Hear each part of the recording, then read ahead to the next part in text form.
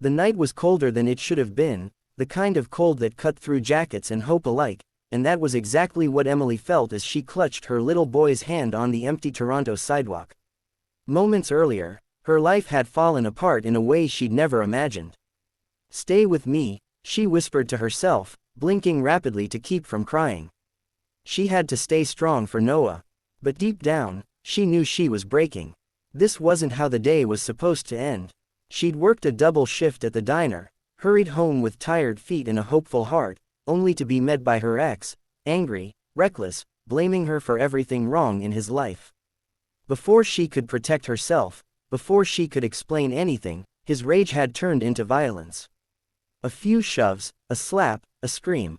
Then, in one cruel moment, he'd pushed her and Noah out of the door, locking it behind them. Their clothes, their belongings, everything was inside. They had nothing, not even a phone. Emily had always believed in holding her life together quietly, privately. She didn't like asking for help. But as she sat with Noah under the buzzing streetlight, her arm aching and her son shivering against her, she felt smaller than she ever had. Cars passed without slowing. People glanced and then looked away. Toronto could be full of warmth, but sometimes the city felt too fast, too busy to notice two broken souls on the edge of the curb. Noah tugged her sleeve. "Mom," he whispered, his voice trembling, "are we going to be okay?" She swallowed. "Yes, baby, I promise." But promises were the only things she had left. Just when Emily was about to stand and keep walking, unsure of where to go next, a sleek black SUV rolled to a stop a few feet away. The window lowered slowly. Inside sat a man in a dark coat, his eyes filled not with pity, but with concern. "Are you both all right?" he asked. Emily stiffened. Strangers stopping at night usually meant trouble. But something about his voice felt different, gentle, steady. "We're fine," she said quickly, even though she knew she wasn't. The man stepped out of the car. He moved carefully, keeping distance so he wouldn't scare them. "My name is Adrian," he said softly. "I couldn't just drive past. You look hurt, and your son's freezing." Emily bit her lip, her pride fighting her exhaustion. "We just need a place to sit for a minute," she murmured. Adrian hesitated, then took off his coat and draped it around Noah. "At least let me help with this." Noah clung to the warm fabric, his little shoulders relaxing for the first time that night. Emily's eyes glistened. She didn't know when someone last showed her kindness this simple. Adrian crouched down to meet Noah's eye level. "Do you like hot chocolate?" Noah nodded. Emily didn't. She still didn't trust anyone that easily.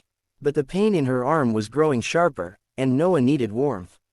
So she finally nodded. "Okay." Minutes later, they were sitting in a small 24-hour cafe. Noah sipped hot chocolate with extra marshmallows, courtesy of Adrian, while Emily held a cup of warm tea she didn't dare to drink too fast. "You don't have to tell me anything," Adrian said gently, "but you should know you're safe here." Emily stared at the tea. "We lost our home tonight," she whispered. "I don't know where to go." Adrian listened, not interrupting, not judging. When she finally lifted her head, she noticed something she hadn't expected. He looked genuinely sad for her. Most people offered sympathy with words, he was offering it with silence, patience, and presence. After a long pause, he spoke again. "I run a small housing foundation, shelters, transitional apartments, support services. If you're comfortable, I can get you a place to stay tonight." "Just for the night?" "No paperwork, no questions." Emily's breath caught. She'd heard men make promises before, big ones, empty ones. But this time, something in her chest loosened. "You'd really do that for us?" she asked. Adrian nodded. No one should be alone in the cold. With nowhere else to go, she accepted. The apartment he took them to wasn't fancy, but it was warm, clean, and safe. When Noah curled up on the bed and fell asleep instantly, Emily finally let her tears fall, quietly, carefully, her body shaking from the release. Adrian waited by the door. "I'll come back tomorrow," he said softly. "We'll talk about what you need, food, clothes, maybe legal help if you want it. You're not alone." Emily wiped her eyes. "Why are you doing this?" Adrian hesitated. "Because once, someone helped me when I had nothing. I promised myself I'd repay that kindness every chance I got." For the first time in hours, Emily felt something warm bloom in her chest, hope.